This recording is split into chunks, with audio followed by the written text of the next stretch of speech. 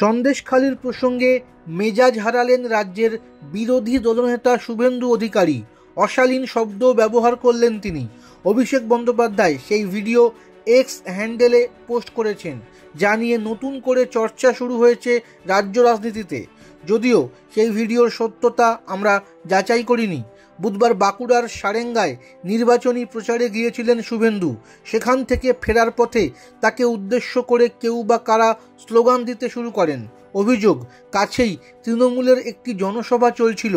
শুভেন্দু গাড়িতে ওঠার সময় সেখান থেকেই তাকে উদ্দেশ্য করে সন্দেশখালি প্রসঙ্গে মাইকে মন্তব্য করা হয়, যা শুনে তিনি মেজাজ হারান।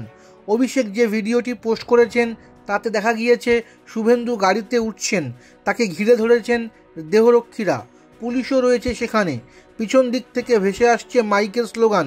তাতে বলা হচ্ছে, সন্দেশখালির অপমান মহিলাদের অপমান। এই স্লোগান শুনেই তেলে বেগুনে জ্বলে ওঠেন শুভেন্দু। পাল্টা চিৎকার করেন তিনি। তখনই তাকে অশালীন শব্দবন্ধ ব্যবহার করতেও শোনা যায়। অভিষেক ভিডিওটি পোস্ট করে লিখেছেন, বিজেপির নারী শক্তি সম্মানের মডেল, নিজের চোখে দেখুন, তারপর বিশ্বাস করুন।